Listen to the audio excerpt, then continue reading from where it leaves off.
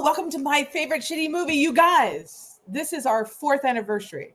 4 seasons. Let's call them seasons because it makes us seem professional. Really, but we've been doing this mostly every Wednesday for 4 years. In fact, the last time we were doing this show, Biden and Harris won. So maybe there's a time loop continuum thing that we're going to help continue the momentum with a certain Madam President, also named Harris, our vice president currently. Thank you for tuning in and listening to us. If you're missing the DNC, that's why we have things to record.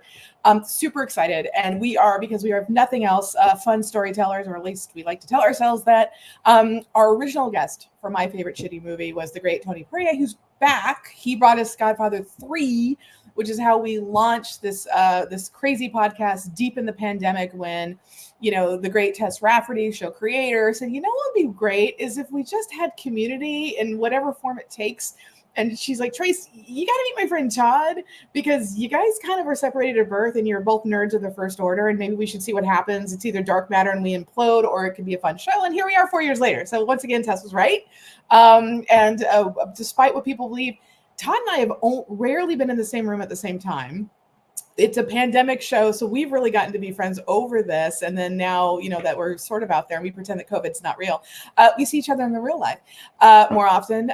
So this has been such a great community building show, and massive shout outs. We've got folks like Dana Guerin and the great Jeff Luce, who's always watching us and keeping us straight, because sometimes we might be drinking when we're doing this and we get our facts wrong. But tonight, thank you, Jeff. See, there he is. And we're excited because Tony is very brave and bold. Not only is he coming back to this crazy ass sandbox, but it was his choice, as is always the way with our guests, to pick a film called Eraser, which he wrote. We're going to talk about that, the genesis of it, and this and that. This is the great 1996 Arnold Schwarzenegger. I mean, it's a blockbuster, let's be honest.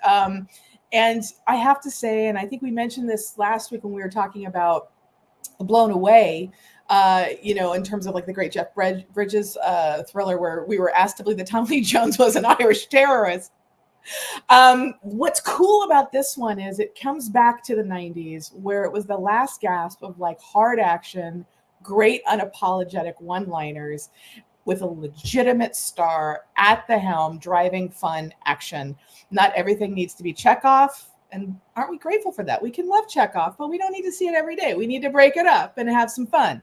And so this film absolutely falls into that. And I was a little like, why is Tony doing his own movie? Because it's like super fun. Todd and I just found out we saw it opening night once upon a time at the Chinese Theater. Maybe we're at the same screening. Very exciting. But before I get too much further along, we also have, again, show creator Tess Rafferty is coming back for this 4-year anniversary as well. So without further ado, I'm going to bring up my co-host in Mayhem week to week, the great Todd Anderson, and then we'll bring up Tess Rafferty. Hello, Todd. Beller Anderson. What's happening? I went with CD-ROM because I missed them. Yeah, here's my DVD of Eraser. I got it the day it came out, back when you could do such things, buy physical media at stores. My idea of a great Friday night in my 20s and 30s was going to buy DVDs on a Friday night. Like, you go to Dave's Video on. Yeah, I went on Tuesdays because that's when the shit came out. So it wouldn't get sold out. Like Friday, you're taking a risk. Eraser could be gone, and you live on the west side, and at the time, and you're like, it's a commitment to cross up our road. But it's great, and I miss those days. So you also saw this film opening night for sure. I saw all the big. I miss these things. We were talking before the show. I just miss these giant R-rated, big budget action movies that were driven by stardom, in this case Schwarzenegger, but there was Stallone ones and Bruce Willis ones, and I just sort of miss that. And they weren't, and like, I just feel like the MCU has hijacked my favorite genre, which back when this came out was definitely action. I'm now more of a horror guy because you don't get the kind of edge in action movies that you used to. Every now and then you get a Beekeeper from Jason Statham, or I don't know, a Den of Thieves from Gerard Butler or whatever. But it's, and those are more mid-budget things. Eraser's like this $100 million Arnold Schwarzenegger movie. It's absolutely and just to make a point, I don't. It follows all Jacobian rules. Certainly, the Jacobian rule of setting up a giant futuristic electro gun, pulse rifle. Yeah, it sets it up, and then you see it used. And it's also, it feels kind of quaint because like in 1996, we could admit that Russia wasn't our friends. It's so weird. Like, like we've forgotten that. Well, not we, but, half of the parties that are running. But like, there's something so joyful about Arnold with that accent fighting against Russians for the good. And then I can't wait to talk to Tony about this, but even working at the subplot of the Union guys, the maid guys on the docks, taking on the Russians. And I'm like, this seems very evergreen to me. And I am here for this messaging. It's great. It's totally great. Let's bring up the show's creator, the crazy gal who brought our asses together for this situation 4 years in, the great and talented Tess Rafferty. Welcome back to your program. Hi, happy anniversary to you guys. Cheers. What an amazing accomplishment. 4 years, 4 more years, 4 more years. Hey, it's more than Firefly got. That was wrong, but yeah, totally great. So Tess, welcome back. I think we need to point out the gorgeous picture of behind you. Who's your picture? Oh yes, the T-shirt. The great Bob, Bob, who also has been on the program, who's brought us. Yeah, he did Sweet November because who doesn't love a poor straight guy going, well, I guess I have to live with Charlize Theron for a month. What a bummer. I'm like, I don't know what the conflict is, but I'm sure that was significant. So Bob brought us that and all kinds of good stuff and your T-shirt. But behind you, talk to us about the artwork. This is by our guest, our first guest and our 4th anniversary guest. Tony Puryear drew this beautiful photograph. This beautiful print. I've been celebrating since Monday night, if you can't tell. Of Kamala Harris. I'm also going to send you guys in the private chat the link to Bob's T-shirts, and we'll put the link up for Tony's prints too. Perfect. So yes. Any of our guests want them. Y'all buy and support artists, not AI, artists. He's a very talented human being, our Tony Puryear. Oh, Renaissance man. What? I was going to try to riff, but then I was like, I'm going to just read his biography because it's kind of cray pants. And if you put it all together, it's like, we're going to embarrass him because if he's brave enough to come back to this program after 4 years of what in the hell are you guys doing? This needs to happen. As we've mentioned, we call him a Renaissance man. He calls himself a writer and an artist, whatever. Tony Puryear became the first African-American screenwriter to write a $100 million summer blockbuster. That's the film we're here to talk about. And tonight, y'all, 1996's Erasure. He's also written films for, you guys have probably heard of these people, Oliver Stone, Mel Gibson before he knew he was totally bad for us, Jerry Bruckheimer, and Will Smith before he hit people in public. It's a thing we're gonna. I don't know any of those people. I don't know any of those people. He works in the small league. He's also staff writer on the great USA hit series Queen of the South, which if you haven't seen, go back and check it out. It's really good. Originally, he's a New Yorker, which you're going to hear about. He majored in art at Brown University, so he's super smart and cool. You know what I'm saying? During that time, he also worked as a gourmet chef. Really, he was an art director at J. Walter Thompson, New York, and directed hip hop music videos in his spare time. We like that. He cites former boss James Patterson. Let me just pick up that name. Hello, one of the best selling language. Oh, and that guy, Jack Kirby, you might know him from the Avengers and X-Men. That guy as mentors. Not too bad, not too shabby. Tony was in the inaugural class of the Walt Disney Company's Writer Fellowship. He was a staff writer on the critically praised Showtime series Street Time, the executive producer for Richard Stratton, where he learned a whole bunch about TV, and that's why he continues to work and all that good stuff. As a designer, this is one that's really near and dear to, I think, Tessa's and my heart. Tony won the national attention with his poster for Hillary Clinton's 2008 presidential campaign. And, if you guys don't buy a print, which you really should with the link we're about to put up, you should go to the National Portrait Gallery in DC because you can see his work in the National Portrait Gallery of DC. So that's kind of fun. What have you done today? Anyway, as a writer, Tony has co-created, co-written, and drew the critically acclaimed graphic novel series Concrete Park from Dark Horse Comics. It's an action-filled sci-fi story. Concrete Park features people of color in a disturbing future, which seems very current as well. This landmark multicultural series was named one of the best American comics in 2013 and won the 2016 Glyph Award for Best Collection. He's amazing, and we just need to bring him up. And God bless him for saying, you know what I want to do for your 4th anniversary? I want to do a movie that I wrote, and I'm going to spill some tea, and we're going to talk about the 1996 classic Eraser. Welcome back to the program, Tony. Woo! Oh my God. Right. Right. What's up? I didn't see you there. I'm sorry. Oh my God. We needed DJ Cassidy here. Yeah, God, if we only had more budget, we would have totally. No. That was a lovely. Thank you for the extended reading the hype that I myself wrote for myself. Right? It's like IMDb is amazing for biography. Oh my God. It ain't bragging if you did it. That's what Yogi Berra said. Correct. You know where Yogi got that? That's from Babe Ruth, because Babe Ruth would call his shot. He'd point to the upper deck in fucking Yankee Stadium, and the pitcher would throw him his best heat, and Babe Ruth would hit it exactly there. They'd say, Babe Ruth, that's really arrogant of you. Isn't that bragging? He said, it's not bragging if you can do it. So I love that. God bless. Welcome. Hello, everybody. Good to see you again. Oh, cheers. Good to see you. Oh my gosh. So Tony, it's been a minute. It's been a long minute. It's been a long minute.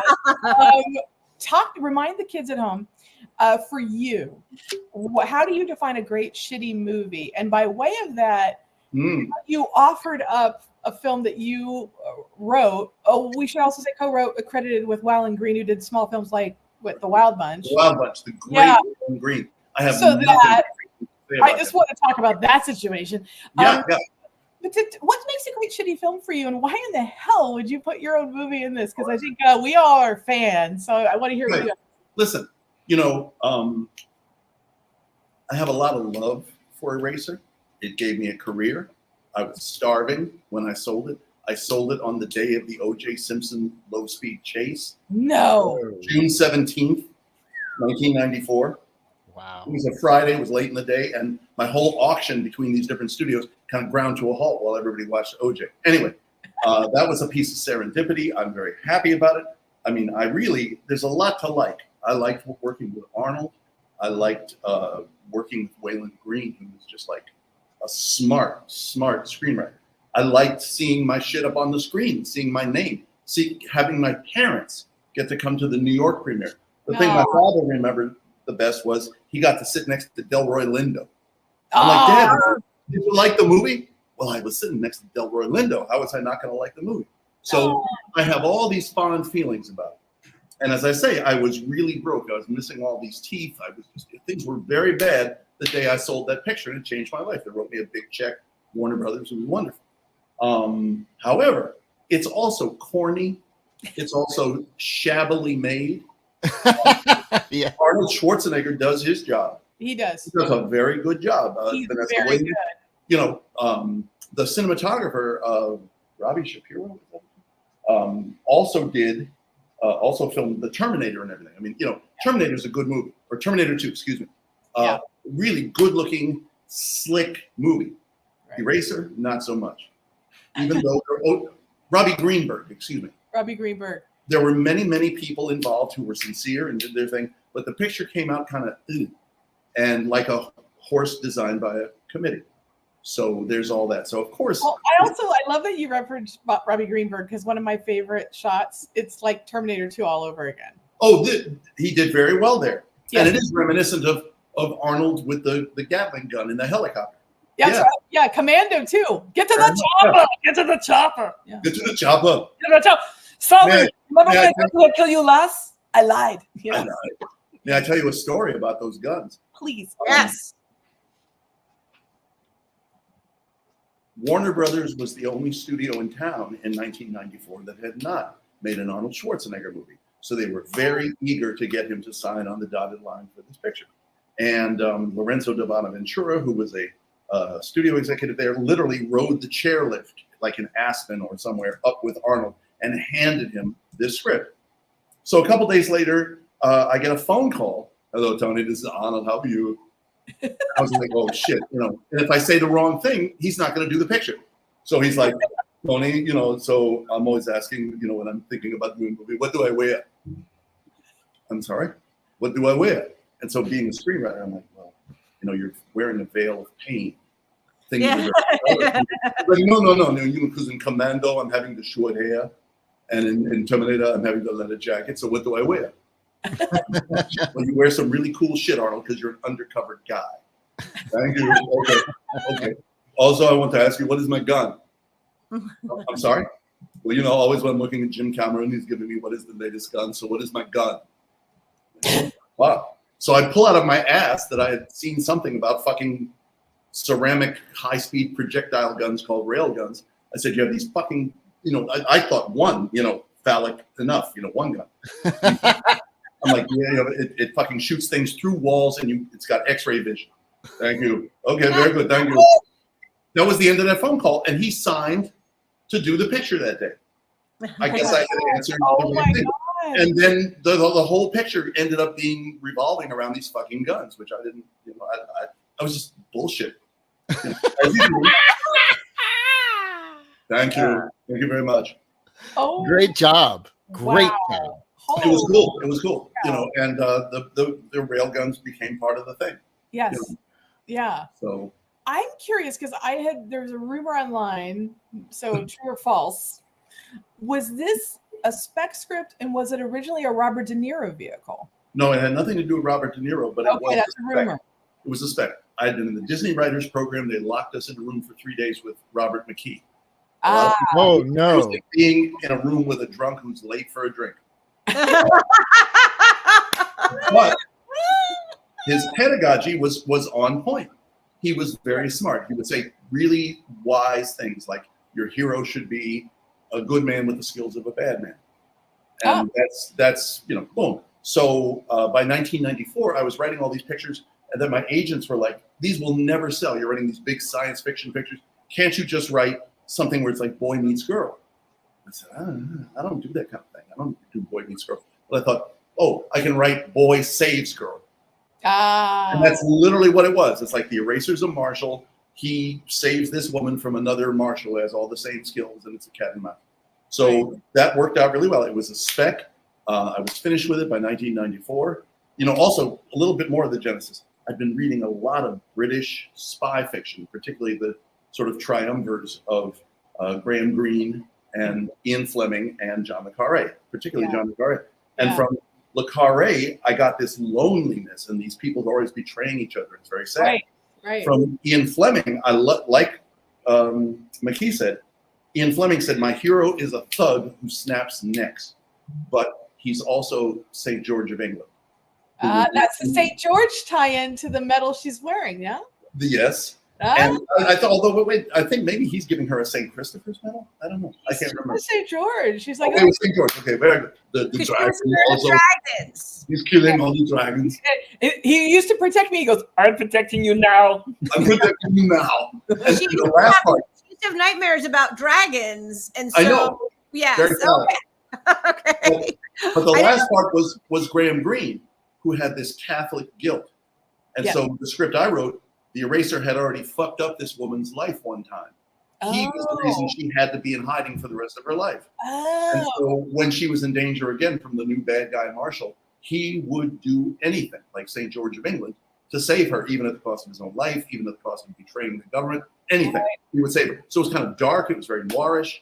And I thought of the eraser as a little guy that you would never notice in an airport, just sitting there feeling sad for himself. You go to his refrigerator, it's got Diet Coke in the bottom and Stoli in the top, and that was, but Warner Brothers said, good title, Arnold do the eraser, and boom, that's what it was. But it went from being this little dark movie to being this movie with ILM alligators.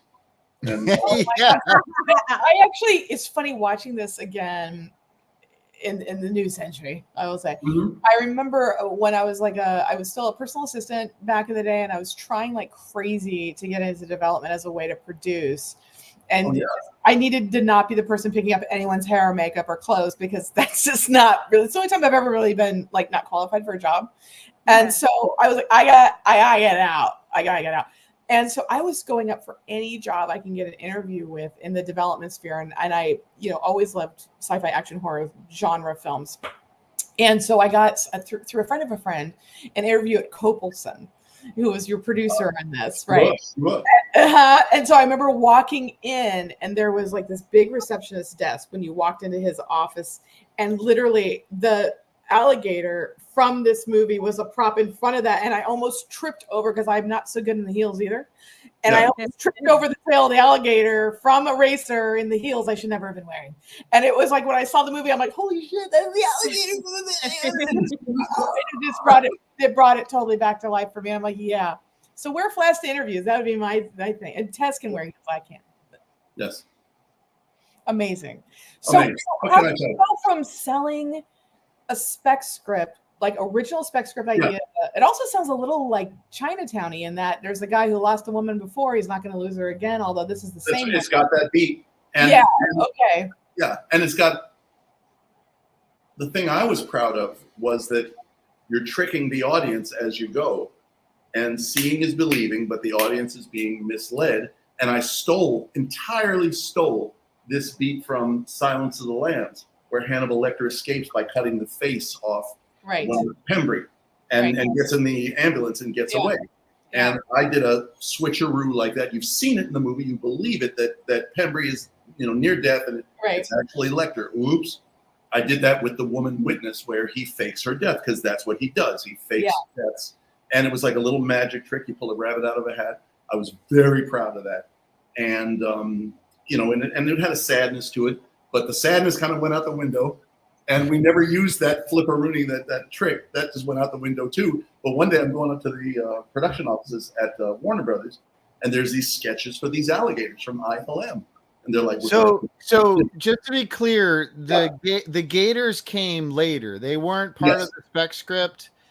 You were given, hey, we can do cartoon gators. Can you wedge them into Eraser? And here's the thing is, and writers, this happens, I guess. My contract said you sell the spec and you do one set of revision, one rewrite. So I did that. I got fired. They quickly started bringing in anybody and everybody who was ambulatory to rewrite. And this was before the director came on. Like everybody's rewriting it. They would hire some people. They would turn in a draft. They didn't like it. They would hire me back. They would get some people. They didn't like the thing, but they hired Frank Darabont, lovely guy. They fired him, and I came back. So there were in all 13 writers on Eraser, 56 drafts. Jesus. Wow. I wrote 13 of them. Somewhere in the middle of that process, they hired Chuck Russell, who had directed The Mask, which was good for and more importantly, the remake of The Blob from 1988. And Dream Warriors. Dream Warriors. And Dream Warriors. Yeah. And also Inner Space, yes, with Dennis Quaid. Oh, that was Joe Dante, I think. Oh, yeah, that was Joe Dante. Anyway, Chuck Russell, a very loathed human being. Nobody liked this guy, Chuck Russell. But Arnold signed on, and they got Chuck Russell, and they were all chummy. And I remember Arnold on a phone call saying, you're going to hire my good friend Chuck Russell. We're going to scheme together, whatever. But later on in the movie, he's calling Terry Semel, the head of Warner's at that time, going, I don't know what you're going to do with this director, but I think you got to fire it. I hear Joel Schumacher is available. Joel Schumacher! Because everybody hated this guy. If this was Vietnam, they would have thrown a grenade under his and he kept trying to write everybody else off the page. He fancied himself a writer. And so many of those 56 drafts were by Chuck Russell. And there was one draft by Chuck Russell that was really hideous, wherein Arnold they worked with his German accent, and he was German-American from Chicago. And he went back to see his grandmother, his Mutti. And he's like, wo ist the Mutti? Where's my mother? My grandmother, my Mutti? And it was like you could smell the sausage. It was horrible. So that went out, and I got hired again. And, Chuck Russell always used to say to me and every other writer, Waylon fucking Green, this man was like a silver fox. He was so smart about the simple architecture of film, But Chuck Russell would say, Waylon, let me tell you how I like to work with my writers. And he said, motherfucker, I'm not your writer.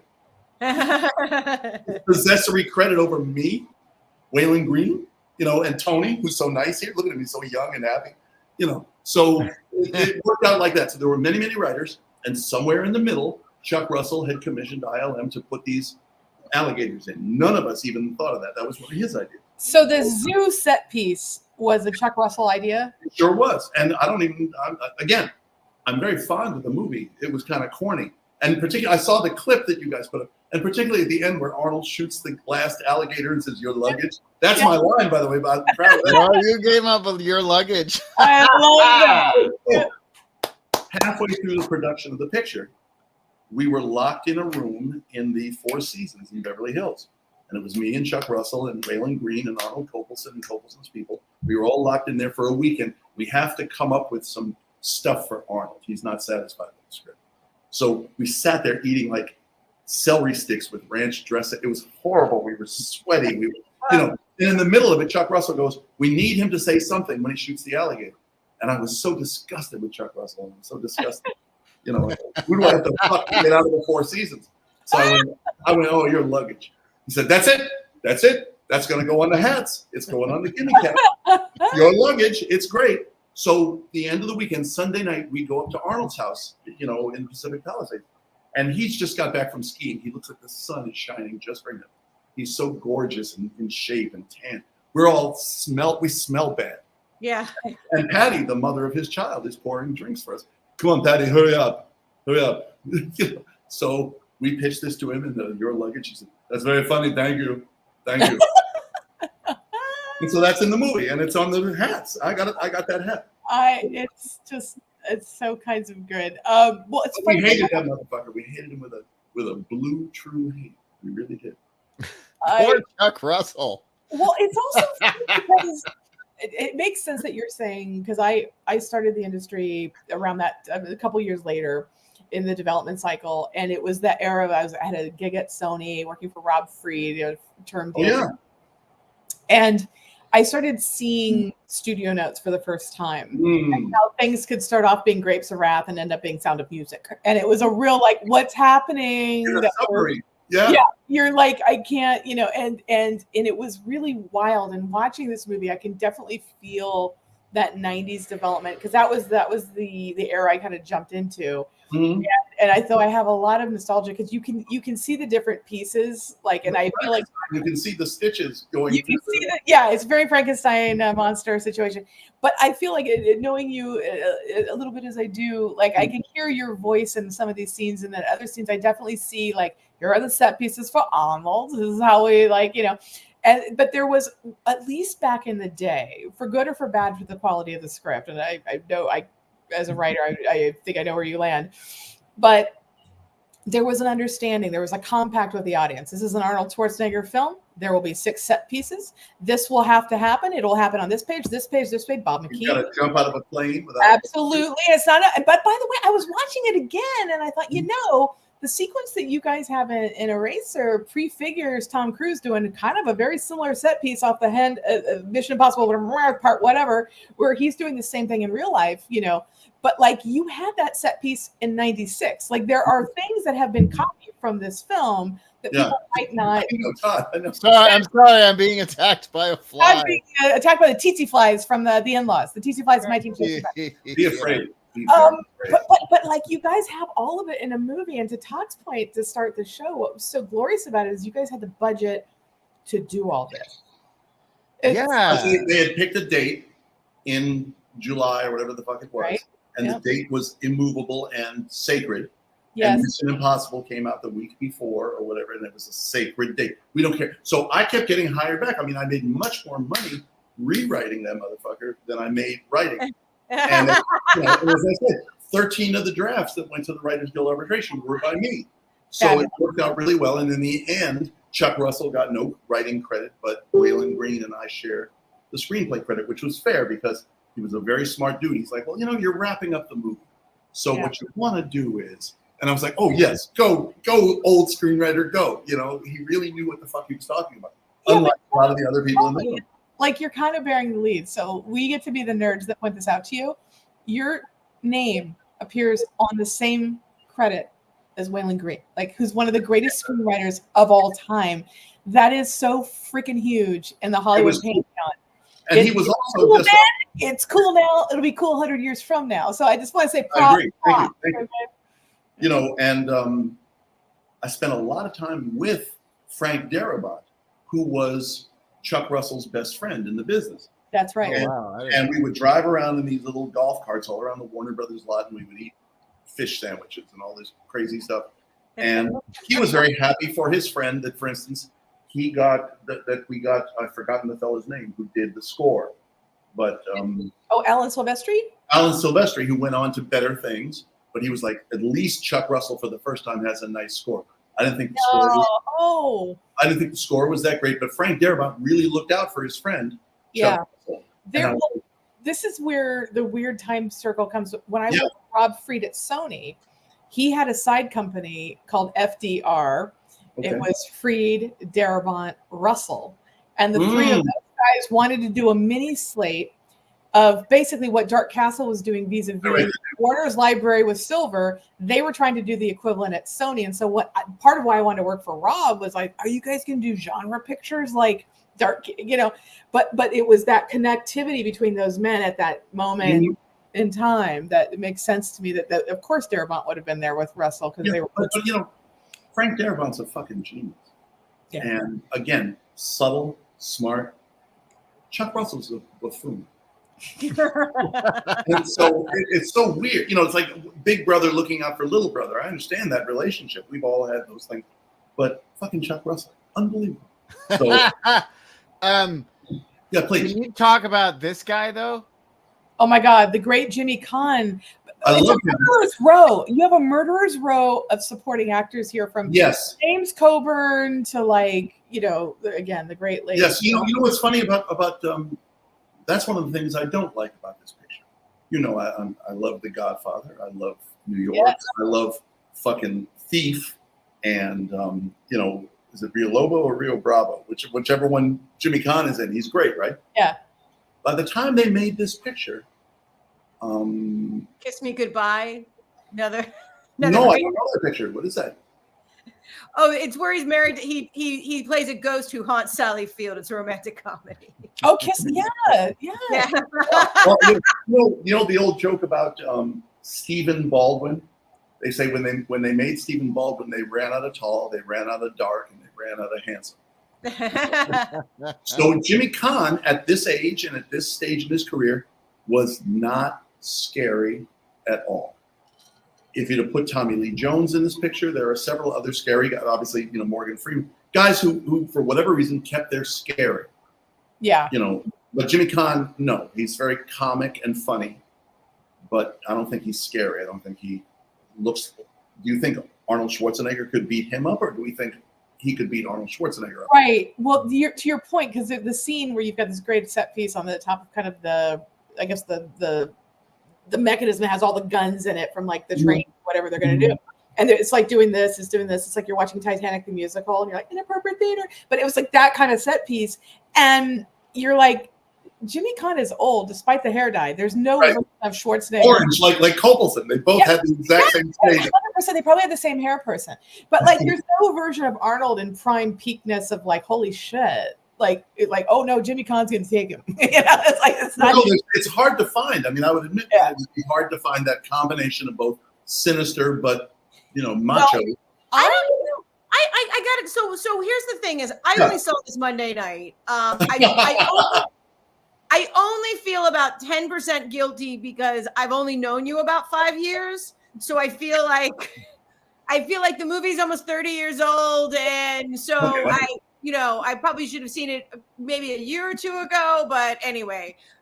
So I'm watching it through new eyes, and like I don't think anyone thinks that Jimmy Caan or mostly anybody is going to beat up, take Arnold Schwarzenegger in a fist fight or anything. But well, first of all, he's mean as hell. Yeah. and he is, and you do feel like he's gonna, he'll do whatever he can to get the upper hand. He's threatening to the people under him. He will shoot you dead. He will betray you if he can, like whatever he needs to do. Yeah, no. I mean, he's got a little movie heft to him because of all the roles we've seen him do. But pleasant. That's a lovely picture of him, And it is. And not like, remember guys from the 90s who they were bringing back, like Terrence Stamp? Yeah. All these really sinister motherfuckers. If you see The Limey, Limey. It's a good movie. and he would shoot these motherfuckers to death. Like, what? Don't look at me. Bang! I would argue, and I'm wondering if you know the reason why, because I think you have one of the all-time great bad boys. We know him as Dudley Smith from LA Confidential, but the idea that James Cromwell is only in one scene is more menacing to me with that look than Khan, to your point, because I agree with you. I didn't think this was his finest moment.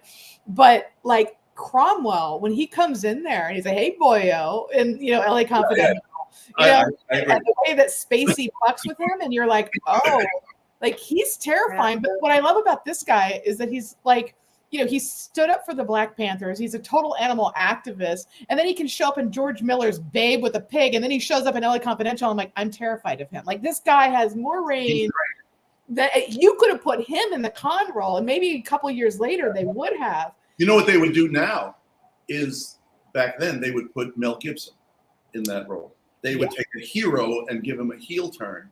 Yeah. Somebody who was a big Denzel, somebody who was a big movie star. Yeah. Up to Arnold, and you're surprised to see what he's going to do.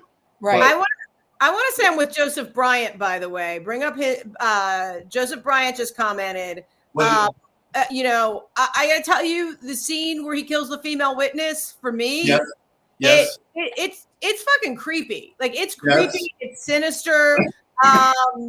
There's something about him acting like he's giving her mouth to mouth, but actually killing her like that. And with the physical contact, I'm just saying, as a woman, like, it was major ick in a effective way that you want in a fucking movie. I agree.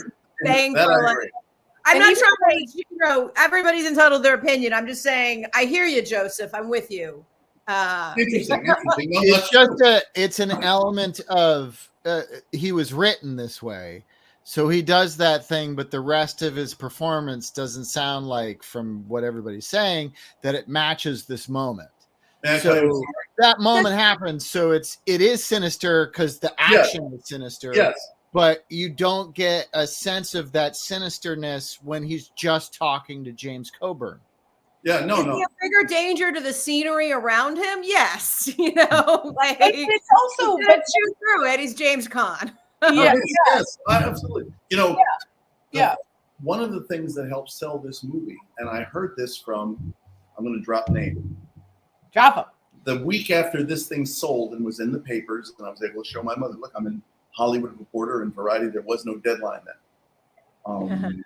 But I got called into a meeting with Oliver Stone. And there were like 49 executives from Warner Brothers there and all these people from Copelson. And Copelson, I'd never met him. He bought my script, but I'd never met him. And he's like, I need to get to know you in like 5 minutes before Oliver gets here. What are you, like straight or gay or what? You straight? You gay? Okay. Well, I heard you're black. You don't look black. Okay. So I loved him because he was very direct like that. So Oliver Stone comes in the room. They bring in a bucket of ice and a fucking thing of vodka. Oliver goes like this. Tony, you're a hell of a writer. You're a hell of a writer. That scene you wrote with the bad guy, his monologue, best thing I read this year. I was like, oh, great. I know that's going to make it in the movie because Copelson's there. And the monologue was this. It was about how there's a secret world behind the world we see, like pasteboard masks, from Moby Dick. And in the secret world, the guy's name was Samaritan, the bad guy. He knew he was in the secret world because his old man is the guy who killed FDR. And they're like, FDR? But I thought he died of just being old. No, he was poisoned. FDR was poisoned. And there's a whole monologue about it. Very John le Carré, very like, let's lift the lid on the secret world. So in the airplane, in fucking Eraser, there's James Caan going, we did Vietnam, we lost. We did war, we won. Personally, I'd like to be on the winning side.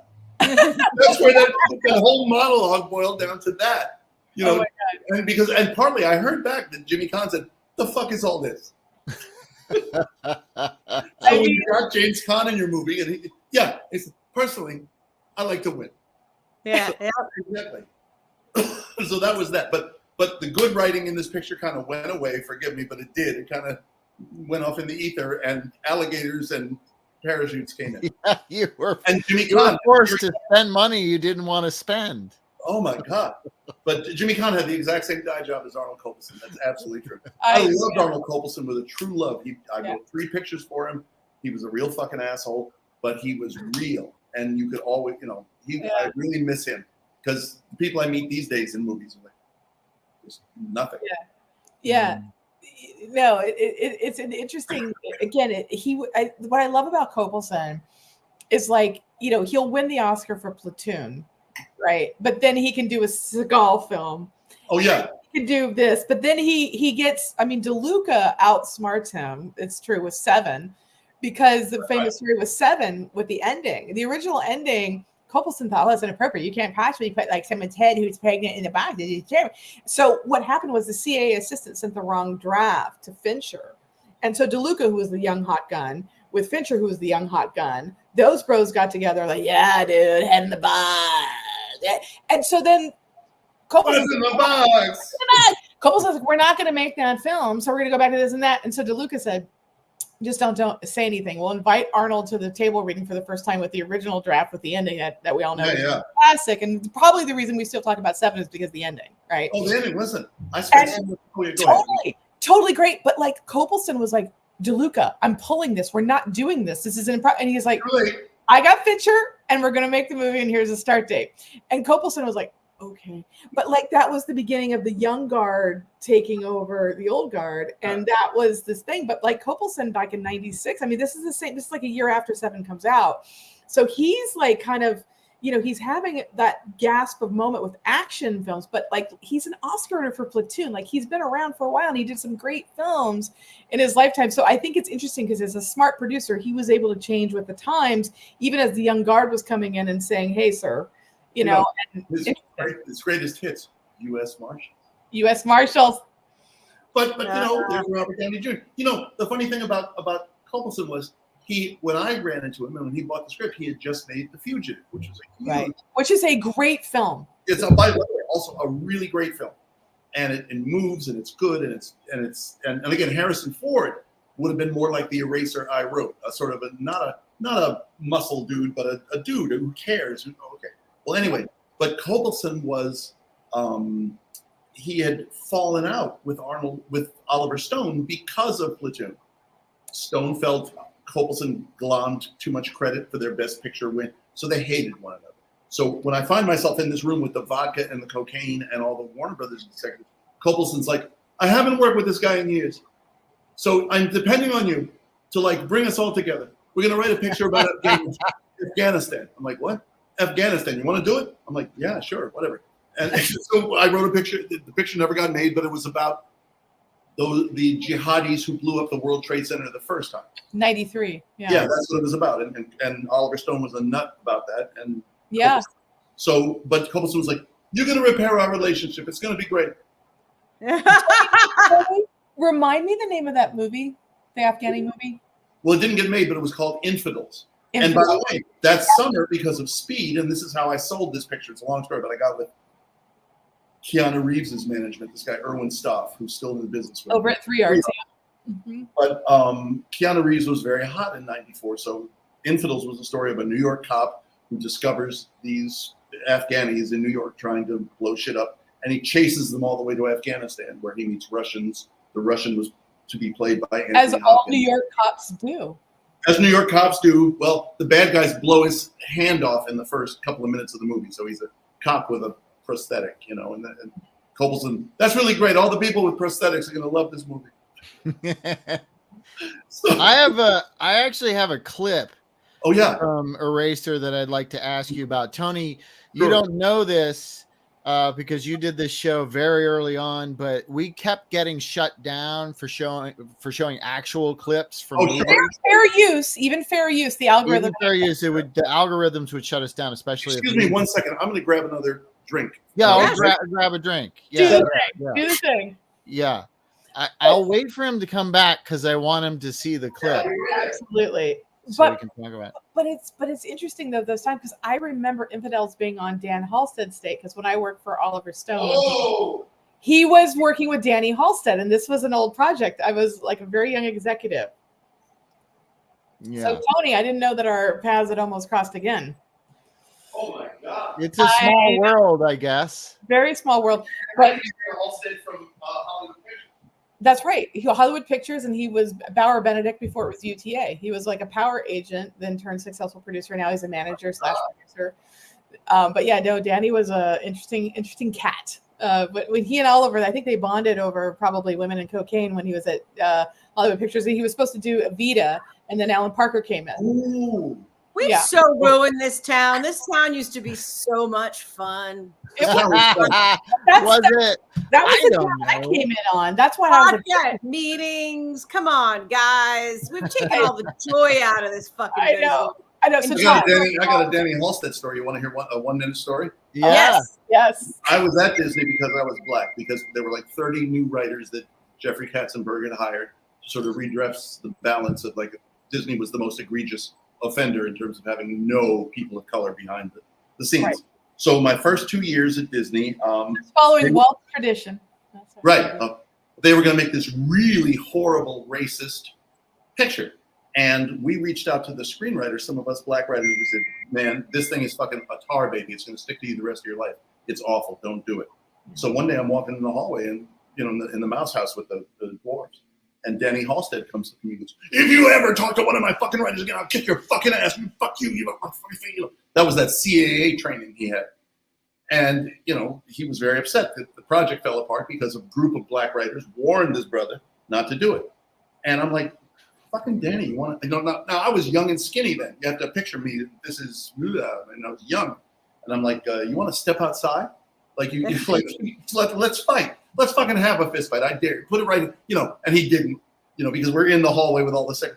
But I never forgot him. I hated him with a true hate too. Forgive me. Yeah. I didn't like Dan Halstead. He's an interesting fellow. I have good stories we'll share over cocktails. It's so funny how many of the leading people from this era, people have horrible stories about. Of course, there was a time when people screamed. It's, I mean, like I was coming up as an actor in commercials, and it was the same thing there. Like, I'm sorry, the level of assholery. Dr. Pepper guy. I don't see you. I'm sorry. But it was an era that, for all of its sins, and there were many, I was asked to do things at Halstead's company where I was like, people were like, why did you leave? I'm like, where do you want to start? But like, I was very clueless to some of the things that Oliver had Danny asking me to do. And then I figured things out and I was like, oh no. And then my mentor, Gail Ann Hurd, was like, I'm looking for a story. And I'm like, I'm going with her. I'm with her. It's a recurring theme. She's the bomb.com. There's not a lot of Phi Beta Kappas from Stanford doing aliens and, Volcano and asteroid films. Or Walking Dead, which goes back to Frank Darabont, bringing it back to one. But there's something about this movie, though, that I think this film captures that era. And I think that's part of the fun. We were talking in the pregame. What's great about Eraser for people who haven't seen it, and you should, because it's so easily to download and watch, you guys. Tell us before Tom rolls the clip really quickly from your point of view, the final film, what is the plot of this? Ultimately, there's pulse rifles, there's things going on. The Russians are bad. We used to know that. What is the story of Eraser? The simple thing is bad guys in the government or bad guys who are government adjacent have stolen these plans and are going to sell them to the Russians. And if Lee, the woman, is collateral damage, well, too bad. Right. And so he has sworn an oath. Look how pretty talk about the gorgeous Vanessa Williams, by the way. Oh my God, I got a good story about her in a minute. But the camera likes her. He is sworn to protect her no matter what, so he does. And there's a subplot with these mob guys that he has erased in the past before. You know, Arnold was very lean and mean in this picture. He was these fucking guys. I love these guys. This guy, I've forgotten his name, but he was so great in Bullets Over Broadway. No one fucks with the union. No one fucks with the union. I hear you doing the unloading the things without a union contract. Say it ain't so. That was I had nothing to do with that. You know, I love this line though. I love the idea that pissed off union teamsters / mobsters are like, "Fuck you, Russia." You're like, Yeah, oh my god, this is happening against everything else. Pulse rifles, terrorism, and the mafia in one freaking movie. This is and you know, I wrote this picture because I had come up in Providence, Rhode Island, going to college. I went to Brown there. I cooked in these mob restaurants. I knew a lot of mob guys, and they always emphasized how the witness protection program is like Swiss cheese, that you can get to anybody, you can kill anybody. As a matter of fact, Ray Patriarca, the head of the Rhode Island crime family, he was in Atlanta in the Federal Stir. He got out, and 2 guys got killed the same day, and it was a warning that the witness protection program is a joke.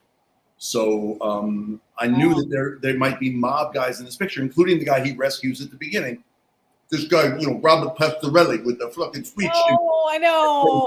Oh my God. You know, Murphy Brown. from Murphy Brown. Yeah. And he died too soon. You know, he was Yes, he lovely did. guy. But the mob had to be in it. So it was, by the way, Chuck Russell had very commercial instincts. He's like, we should have some humor in this fucking picture. Tony wrote this very grim John le Carre type, you know, hey, my tongue would be hanging on the wall like a fucking trout if not for this guy. Who's the tree trunk?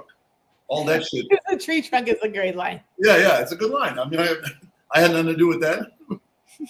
And like I think it's even you know, it would be handled differently today, but even just him being on, you know, undercover or being in witness protection and working in the drag bar. Right. Like you know, it's not and again and you know, even you know, you have to always, you know, you have to always judge these things for the time. I think for the time it's handled pretty well. Like I don't feel like I'm offended by it, and I kind of love it. No, it's not. It's not. The comedy is not coming from homophobia. Actually, it's coming from acceptance. I'm glad he's happy there. He's happy there, and I love that Schwarzenegger's very comfortable there and placed him there as a character in this movie. I love that too, because I to Tessa's point, I was like, oh, 1996, we're in a gay bar.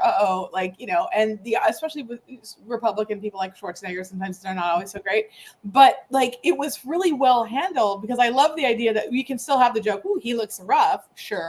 But then literally, Schwarzenegger, do you want me to leave you alone? Do you guys have like, it's cool. Like he's cool. And you know, Schwarzenegger politically was always on the side of LGBT. And if you met his friends, you'd see why. As a Republican, that even when he was governor, he did a lot of stuff I didn't like, but he was very handsy with let's say the milieu, the demi-monde he operated in. Yeah, but it's funny because I love when you see films out of context and they work. Like one of my favorite, I'm telling you, I'm sure you know this one. Was it Tightrope, the Eastwood film, which is so weird because it's Clint Eastwood, but he's not Dirty Harry, but it's in the cycle of the Dirty Harry films. This one he's set in New Orleans, and there's a whole scene where, you know, Clint, you know, has to go to a gay bar. And he's sitting there because he's pretty sure he knows who the bad guy in that picture is. And he's sitting there, and there's a guy hitting on Clint Eastwood. And this is Reagan era, so you're expecting like not good things to happen. Yeah. And this guy's flirting with Clint, and you're waiting for some asshole behavior. And the gay guy hitting on him is like, "Don't knock it till you try it." And Clint looks to him and says, "What makes you think I haven't?" Oh yeah, totally. And he holds the look, and then he goes, "I'm like, but when he's playing Dirty Harry and Clint is saying that, I was like, dude, but that's a little bon mot in the middle of a movie where you're like, they went out of their way to be cool. Clint Eastwood much more unusual than he was in the army. He was with a bunch of gay guys. He was in the jazz music world with people from all persuasions, you know. And that same move ends up in Bond in the picture with Javier Bardem. No, that's right. And Bond says, "You think this is the first time somebody's been messing with me like this? Please, I'm Daniel Craig playing Bond, you know." Yeah, but it's also, I think you got credit where credit is due. I mean, it's a little that he cast his own real life daughter who was 12 at the time to ask what a blowjob is on screen. That's fun. He just Tightrope. Yeah, little Elson Eastwood is like, "Daddy," and you're like, you just forced her real life mother for Sandra Locke, but you're playing a cop who is like, I'm sad because my wife cheated on me. I'm like, you are exercising so much therapy in this. And then you have the gay joke. I'm like, Tightrope is a really interesting entry. If you guys are like Clint Eastwood and you haven't seen it, it's that was Genevieve Bujold, the leading lady. Genevieve Bujold, who's all a program about her because she was great, and then fabulous. Yeah. Dead Ringers. I do have this clip. I want to show me the clip. Let's go to the videotape. Just to reiterate, this is not an actual clip from the movie because we get shut down.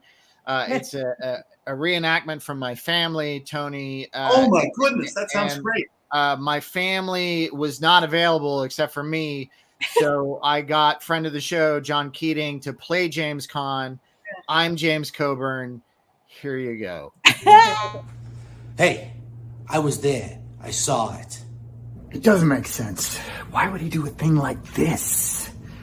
Look, this man has no family. He has no friends. He has nothing to keep him honest. He's been bought.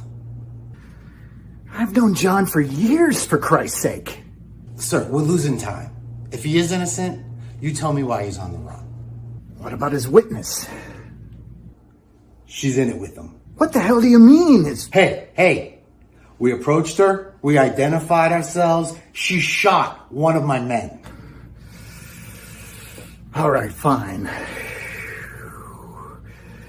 You do whatever it takes to bring him in. Oh, and Robert. Sir? You bring him in alive.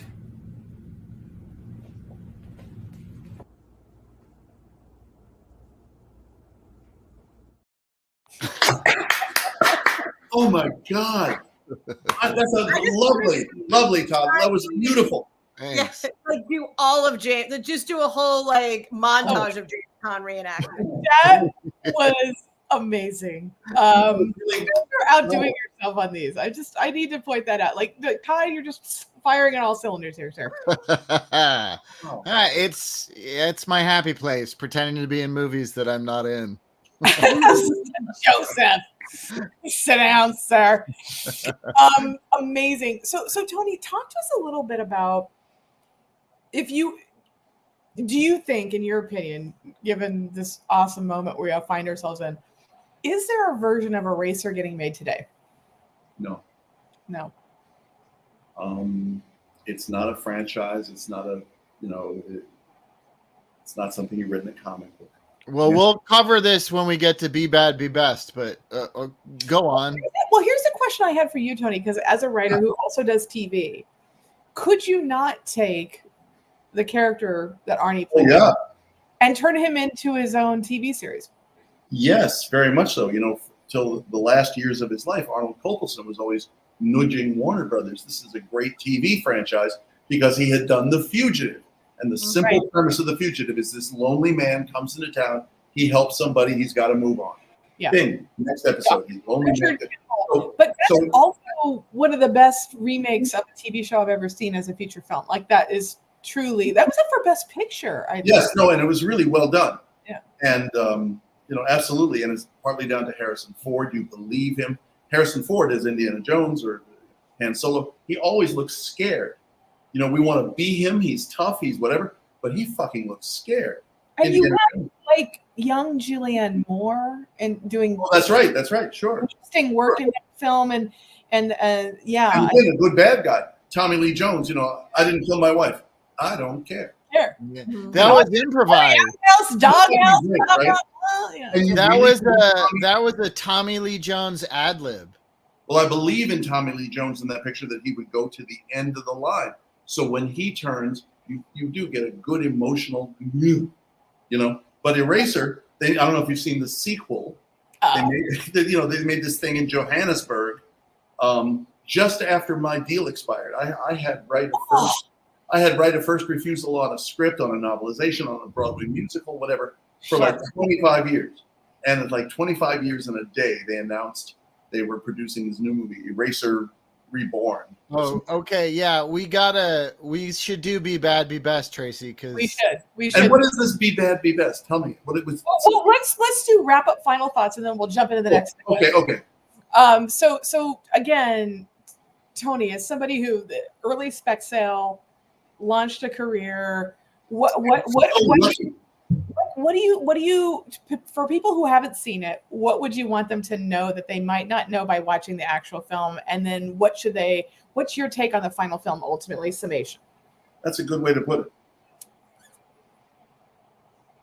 The system, the maw, the great hungry maw, needed product. Eraser was a good title. I'm not trying to be modest. I thought it was a catchy title. Into that vessel, you could put a lot of shit, whatever it is. He's running, he's chasing, he's jumping off the airplane, whatever. Yeah. But that kind of picture wouldn't be looked at in today. The X-ray cat was everything. Really? But that kind of picture I don't think it would be looked at today. Whereas if you did a spec like, as you mentioned, oh, ouch. Yeah, he's jumping through, he's shooting the guns. But if you wrote a spec that was like an X-Men spec, people would read it. I think if you wrote something like this, people would not read it. And it's not like big enough. Okay, but what are the stakes? Is he saving planet Earth? No, he's really not saving planet Earth. He's saving a woman. I don't think they would look at a picture like this the same way. I really do miss this about action movie storytelling. Yeah. Just what you're saying, an isolated story, isolated characters. It doesn't require any understanding of history of anybody or what the future might hold for the universe. It's just, here's a story that happens in this small world, but it's gigantic in its scale, right? Things that blow up. I mean, Roman Mafia. I love her. Yeah, John Slattery, for fuck's sake. I was surprised, especially because it did very well. I was really surprised that this didn't become like a Lethal Weapon or a Die Hard. They had hopes. No, I know. I'm sure, like we all do, right? It was that stuff was already coming to an end when this came out. That's and when 9/11 happened, right? All my screenwriter friends and I would talk. And I used to be very close with Dan. What the fuck's his name? He wrote Heathers and Dan Waters. Yeah, Dan Waters. We used to double date. Imagine that. Imagine the I would go out with that group. We're dating women who were best friends. And anyway, we used to talk about how 9/11 changed everything.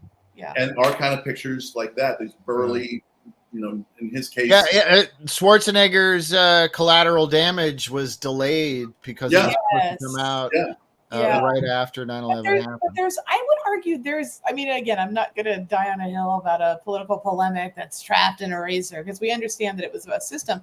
But there are some notes in this film that perhaps tie into a certain orange felon that are evergreen and will play different today than they did in 96.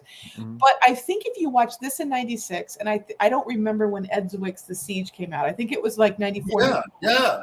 Okay.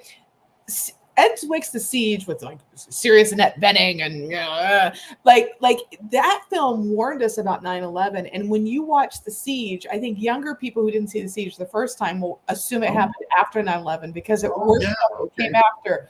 And I think your film with some of these notes, like this is the thing that's funny because sometimes Hollywood does big popcorn films, and there's like let's shake it up, Russians, weapons, bad guys, corrupt Washington. Evil. Pressure, right? But then to your point, there's the bad man who does good things with the bad man's talent. Right. And these films worked because they're no different than The Man with No Name, if you're going back to Clinton. Certainly. Right?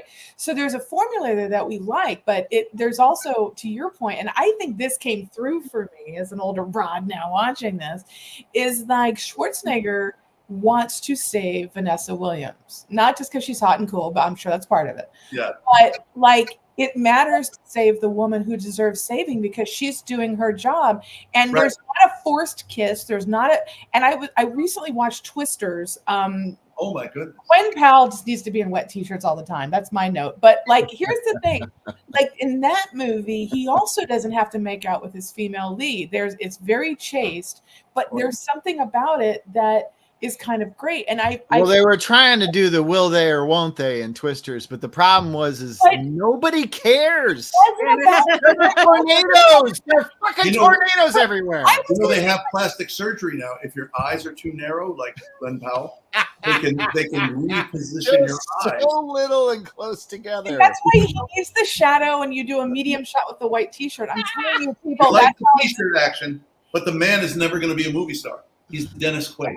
He's never going to be. What do they say in Heather or whatever? Stop trying to make Fetch a thing or this mean girl. Yeah, Fetch isn't going to happen. Yeah, it's never going to happen. Stop trying to make Fetch happen.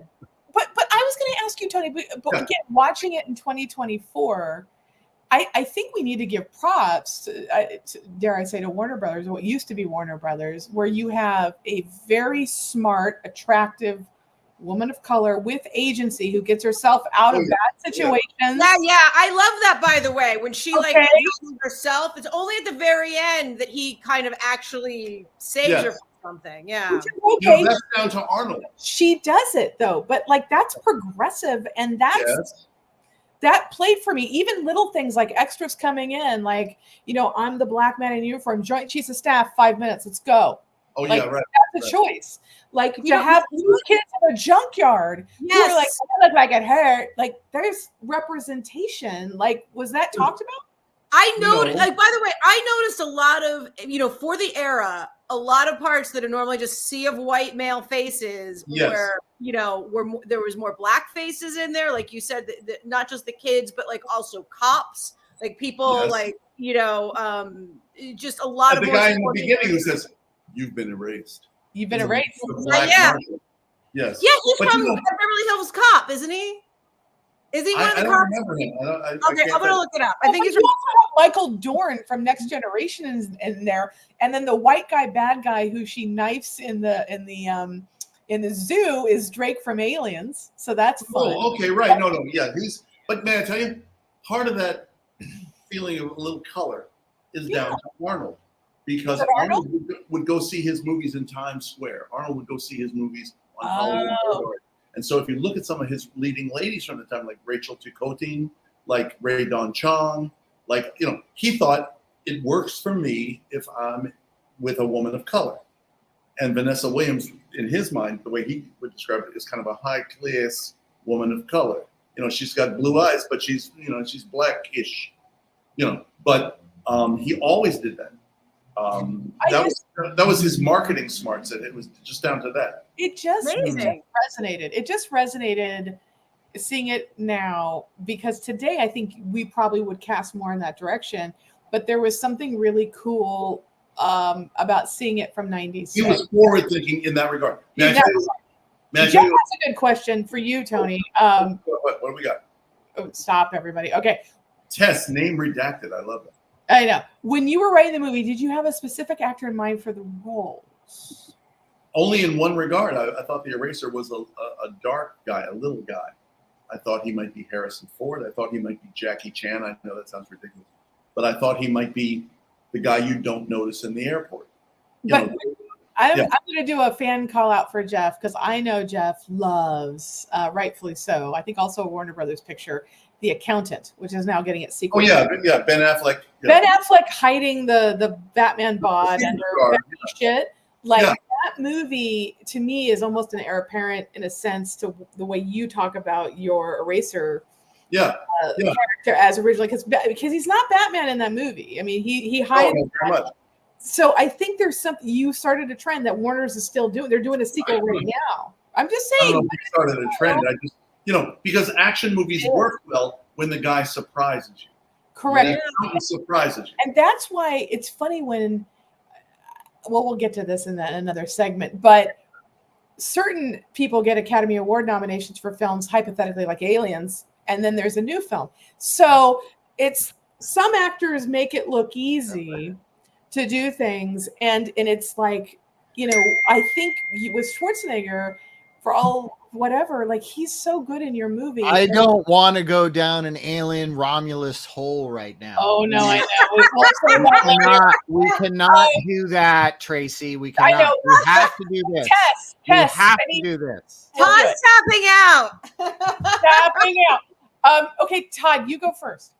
All right, but you tell Tony what this is because he doesn't Okay, know. so Be Bad, Be Best is something that we did. I think we came Melania. into it. It's a nod to the last worthless first lady. I don't care, do you? Be bad is be best, be best. Cyberbullying's wrong, except for my husband is the number one person doing it. So the film is it so bad? It's like, dude, it's not even worth seeing because there's no camp value. It's just terrible. Or is it Be Best? We're like, yeah, it has some flaws, but it's really funny. No, We it's- should cut it out. So if we're asking, But that's it. That's we're not asking you that about Eraser. That's the category. So Oh. we're going to show oh, Todd picks one, I pick one. We're going to say, Tony, is it so bad? Don't bother. oh, I see. Yes. And if you haven't seen it, you can judge the artwork, the font, the cast, the title. I Whatever. live to judge fonts. All right, there you go. I will begin. If You this begin. is my pick. Horrible. Eraser, Reborn. No, they lost the plot. No, answer no.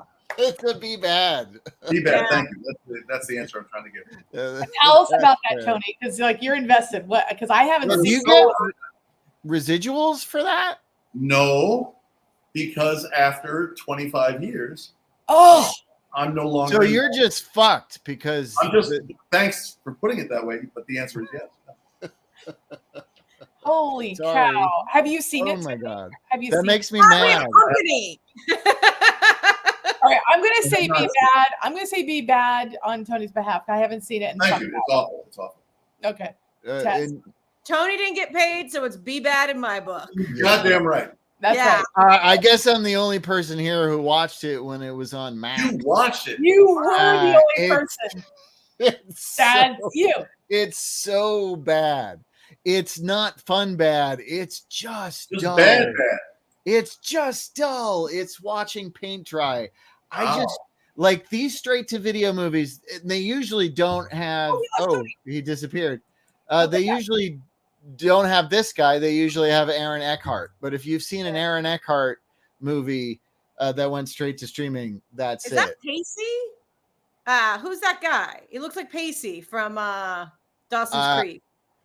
Maybe.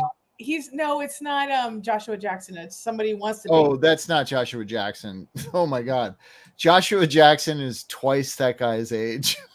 Oh, well, I don't, you know. Well, all right. It's- Hopefully What's the Tony will come back. I hope he comes back. I don't know hope why he's he back disappeared. too. Maybe you've what's been having your- a weird power outage. What's your Be Bad, Be Best, Tracy? I'm curious about this because I Jeff Lewis. I with was the- way during. Oh wait, we have a comment. Dominic Sherwood is the actor. Thank you, Jeff. Always keep Jeff. us honest. I love that about you. Oh, there he is. He's back. I punched the wrong button and It's all good. I know you got excited because it was so bad. That's it was so. we bad. do that too. We do that too.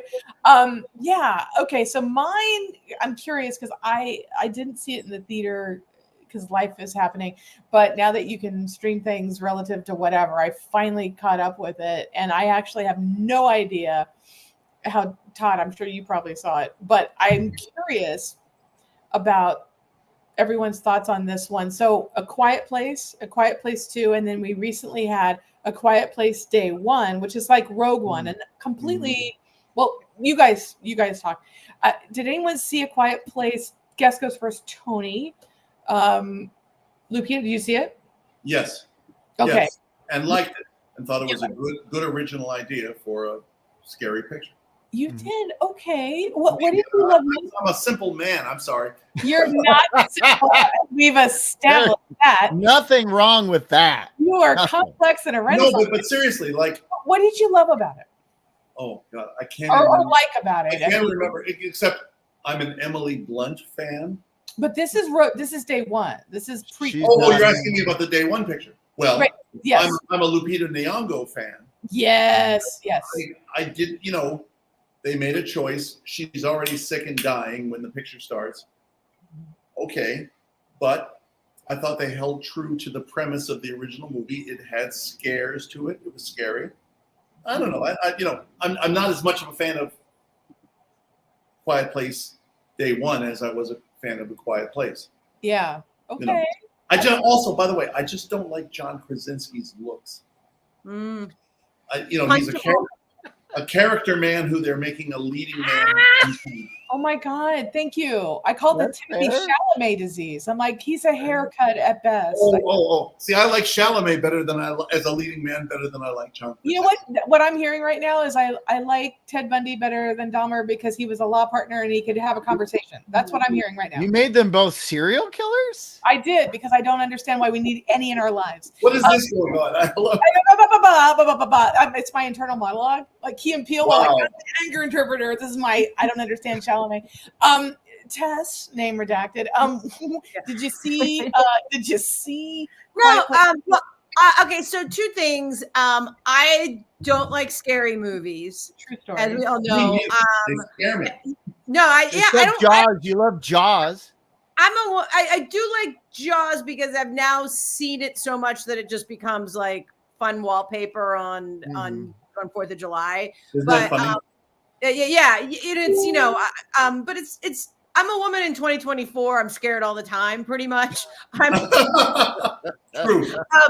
I true story. I had to go into Fidelity today, and they literally asked me, would you say, like, they were like filling out this paperwork, and like, would you say you're optimistic about the future, neutral about the future, or feeling bad about the future? And I go, is there a right answer here? He goes, no. And I go, well, then I'm not feeling good about it at all. I just told you my entire business was in a free fall. What do you expect me to? I was literally like, why are you even asking this question even in your? Why are you going into Fidelity doing like a void comp test from Blade Runner? Like, are you? Oh my God, a void comp test. It's not worth going into. It'll just take us 10 minutes in a really boring middle-aged direction. But my point is that I don't see scary movies, number one. Number two, I live in a quiet place where we literally can't go to the bathroom after 5 o'clock in the morning because it'll awaken the cats. Like if you wake up in the middle of the night and have to go to the bathroom, you have to look at the clock, and if the sun's like starting to peek out, you're like, oh my God. Yeah. Oh my God. Then I have this to tell you. For me, this is a B best movie for sure. Okay. And I want to tell you, Tess, why it's great.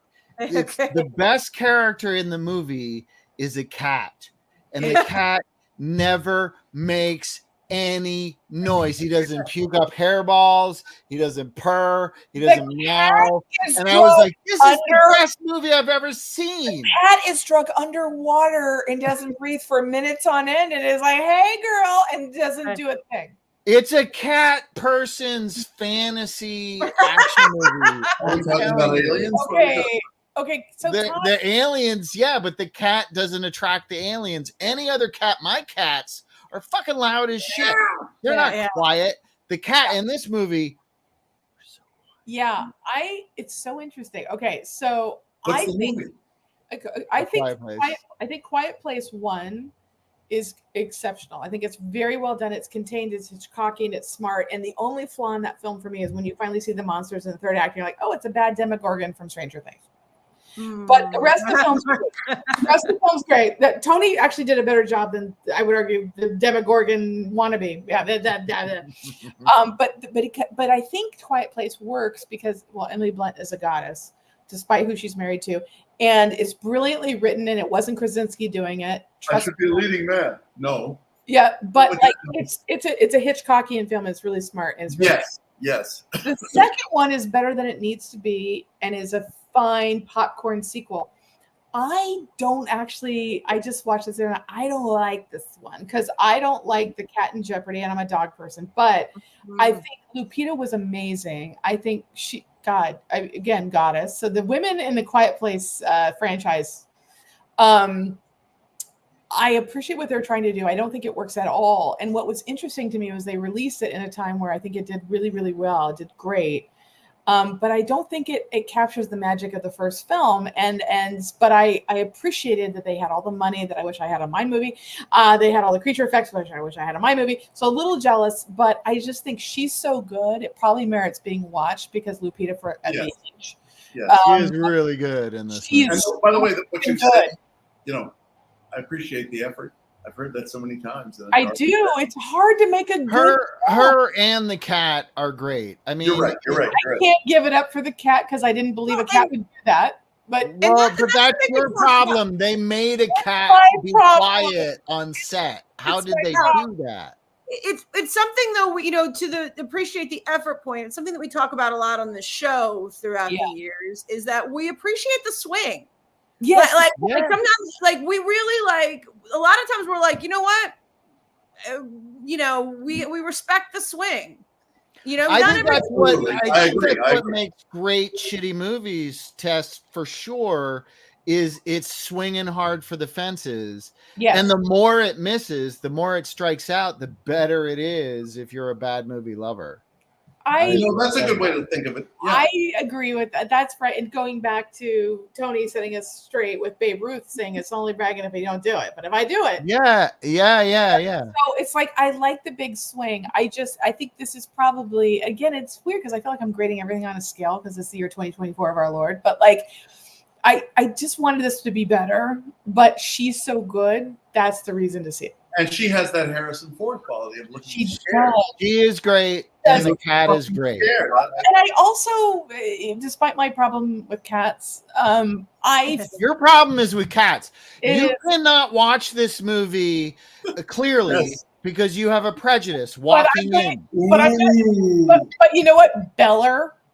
Here's what I'm going to say to you. I saw Cats, the movie, at the Alamo Drafthouse for the Rowdy screening where they served Wait, us Cats cocktails. the movie? Cats the movie. Let's Where lift a glass to that fucking shit. they served us talk our about a swing and a cocktails. miss.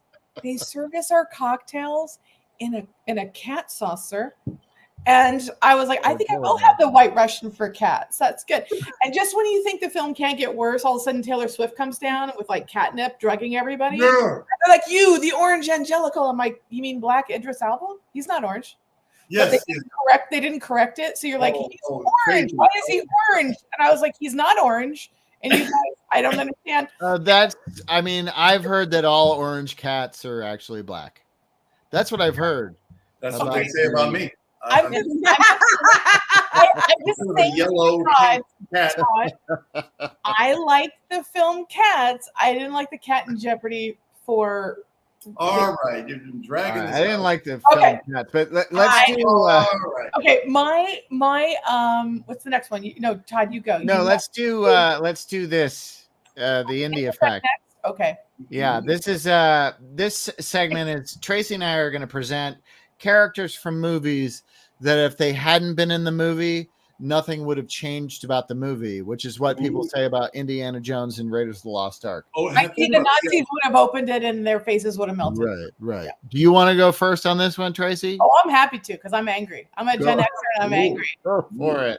I feel like I can't bash on this film enough because it upsets me to no ends because there's a 1984 classic that I love. I love Ghostbusters. I'm going to die on that hill because it's brilliant and perfect and you can quote it. So then after we did the Lady Ghostbusters, where all the Bernie trolls, people didn't like it because women were running. Women were Ghostbusters, so we had to hate on the film, which I think is really fucking awesome and worked. It's problematic. We did like a bad, afterlife version of Ghostbusters. Like, wow, that was bad. And then I was in Belfast making a movie, so I missed the Ghostbusters here because it opened and closed. I was like, how could a Ghostbusters film open and close? And then I saw it and I go, it's wide open and close. So Frozen Empire, which I've already bashed on because I fucking hate it and I resent it. If you can make like Paul Rudd not charming, you're failing on such a level I can't even comprehend it in my thing. One of the things I hate most about Frozen Empire, because there's so many, but for the purposes of the indie effect, I wanted to drag the film again. Slimer. We loved him in 84. We even tolerated him in the 89 Ghostbusters too. The highlight was like Bobby Brown's song, Too Hot to Handle, Too Cold to Hold. They call the Ghostbusters and then In Control, right? Highlighted the film. This one, Slimer is relegated to eating potato chips and fighting with Finn, Wolfhound, Gesundheit, whatever Stranger Things guy. He does nothing, and they marketed it like Slimer returns. And I'm like, Slimer eats shit and farts and barfs, and Finn doesn't get to have a role as a Ghostbuster. And Slimer doesn't get to do anything except eat potato chips and stay in an attic. And I don't want anyone to live in an attic unless you're in a bad Christy Swanson. Ghostbusters Frozen Empire is the worst thing that a Nepo baby has ever done. It's the worst Nepo baby thing. And who's the Nepo baby? Reitman. Oh, producing it. Picture a world where you didn't see this movie. And it didn't. I wish I could. But now it's burned into your retinas, right? I got to tell you, I didn't like Lady Ghostbusters. Think everyone involved was talented. Didn't think it was the right movie. Loved Afterlife.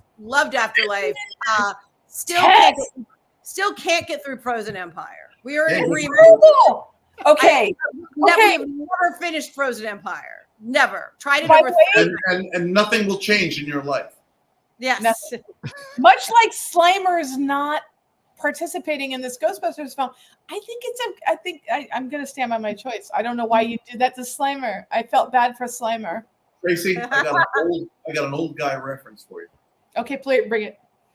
Woody Allen, they asked him, if you had to do it all over again, would you do it? He said, I'd do everything exactly the same, except I wouldn't see ice capades.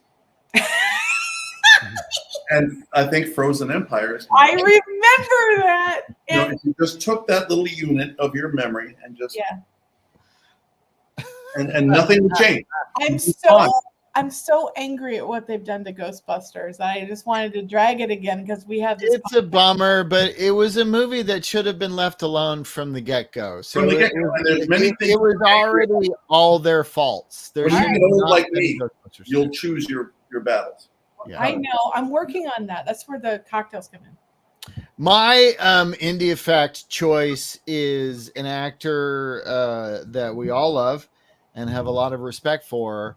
And he's in a movie. I was on an Abel Ferrara tear last week for some reason, and I was watching a bunch of his movies. And Shia LaBeouf plays the titular character in a movie called Padre Pio.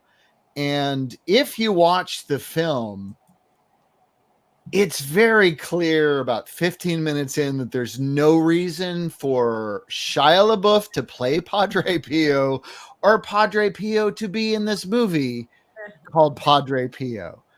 This shouldn't have happened. But if you remove Shia LaBeouf from a movie where he plays the main character, it wouldn't have changed the narrative of the movie, because it's really about an uprising and Italian fascism and all that stuff. I'll watch that supercut if anyone out there, internet, wants to just cut Shia LaBeouf out of all his movies. It ends with him. There's like a 10-minute sequence at the end where all this like horrible stuff has happened. Poor people have been murdered by soldiers. It's horrible. And it ends with just Shia LaBeouf praying. And then this hand comes down over his shoulder and you can't see where it comes from. And you go like, oh, that's the hand of God. That's God. It's literally the hand of God and he grabs it and you don't know where it comes from. And the movie ends. And there was no reason for that to happen or anything else that Padre, our priest hero, was supposed to do. If you took Shia LaBeouf out of every movie you've ever seen, nothing would change. Nothing would change. By the way, holes. But what Tony just said is like understanding the assignment. That's Vulcan 4-dimensional chess.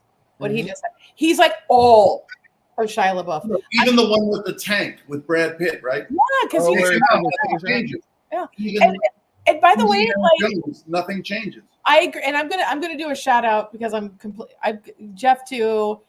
Holes is amazing. I'm not just saying that because Sigourney owns the film from the director of The Fugitive, but she does and she should as the warden from hell. But aside from that, I don't need to see Shia LaBeouf. And by the way, when you say Shia LaBeouf and you go Father Pio, I'm like, I don't even know what's happening. Like I can't do the math for respectability. Yeah, no. It was after everything blew up. I think it was after he was wearing a like hood in a small theater in downtown LA and people were coming in and berating him and he was crying or whatever. This motherfucker needs to stop. Yeah. Because if you say to yourself, oh, what's the fella's name? Oh God. Who's playing Reagan? Help me out. Dennis Quaid? Randy Quaid. Jeff. Dennis Quaid. Dennis. Thank you. I've had COVID so bad. Dennis Quaid, if you took Dennis Quaid out of all the films of Dennis Quaid, not that much changes.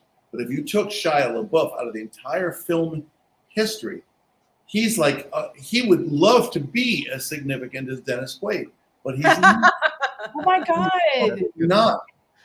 Tony, can you please write that white paper? I will peer review it and we will publish it somewhere great. If you saw these movies, you're like, wasn't Shia LaBeouf in this film with the motorcycle, Indiana Jones and the skull? Yeah. Like, I don't remember that. His character was called Mutt.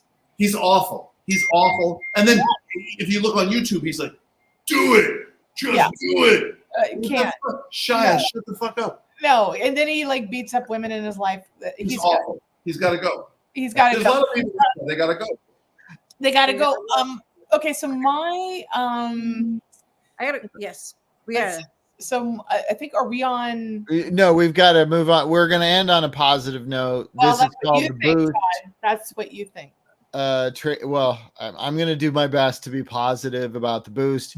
We're talking about movies that maybe people have forgotten or thought were bad but aren't, or just you might not know about it all. Joseph brings up a very good point that supports Tony's thesis, and I want to highlight for those of you listening to this, Joseph Bryant, The Shark in Jaws 3 was better than Shia in any role. Absolutely, dude, freaking A. Thank you. That's true, but both of them lost their teeth in different ways when you think about it. Okay, the punning on this episode is fantastic. And all right, so what do we got? What are we boosting? Come on, guys. I want to go back and catch Betty Thompson. Tracy Boost. Oh. All right, what are you boosting? Oh, I'm going first. Okay, I'm going to do this. This is a movie called Cop Shop. It stars someone called Alexis Louder. This movie came out. It blew me away in the theater. I've watched it so many times. I love this action movie. I love it. I love it. A big reason I love it is Alexis Louder. I mean, I think, we were talking Eraser tonight, and this is an Arnold Schwarzenegger action movie, ultimately, regardless of how the writer might have envisioned it initially. And I think Cop Shop is this great B action movie. And Alexis Louder, who plays a cop in the movie Cop Shop and is ultimately the main person that you hang out with and root for one way or the other. She's so good. And I don't know why there aren't just Jason Statham has 2 to 3 movies a year. Gerard Butler, 2 to 3 movies a year. You get even lower stake stuff. You get, Aaron Eckhart has 5 to 6 movies a year. Bruce Willis, who doesn't know where he is, has 5 to 10 movies a year. Alexis Louder is fucking amazing in this movie. She is badass. Badass. What? I'm saying we just got canceled over the Bruce Willis, but you're right. Oh, sorry. But you're right. Though. I mean, I'm just caught. Bruce. Where's her follow up? How is that cancelable? There is no follow up. No, but where's her follow up? Because you're right. That's the thing. It's who's making B action pictures. And if you haven't seen Cop Shop, who's making please, and you like action movies, see it. What? Sorry, Tony. Who's making big action pictures? Frank Grillo. Oh, yeah, God. Grillo. Another utterly disposable motherfucker. He hurts me. Because Gerard Butler is an utterly disposable motherfucker. Frank Grillo wants to be Gerard Butler. You guys, yeah, but they're this is why we love Tony, because hashtag everything he just said, canon. If you're a film sorry. I love movies. I don't love Frank Grillo. Movies over here. Frank Grillo. I know lots of people who don't like Grillo and don't like Gerard Butler.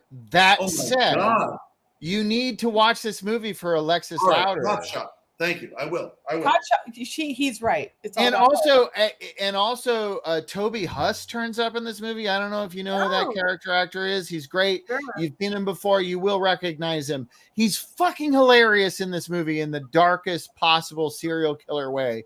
All right. This is a very fun take on Assault on Precinct 13. Okay. This is what this is. It's a great take on it. Thank you. All right. I can't recommend it more. What's yours? My boost.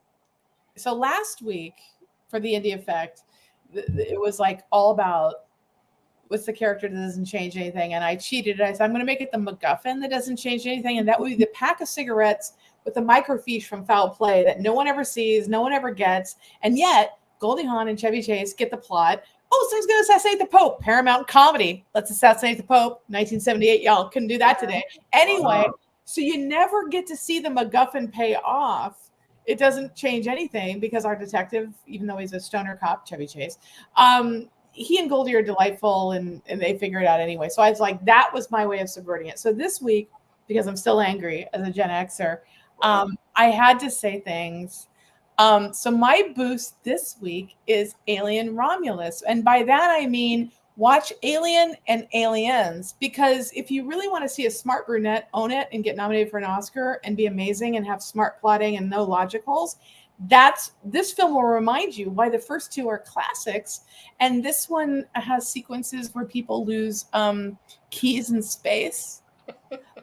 This one will remind you why you've turned the boost negative. And yeah,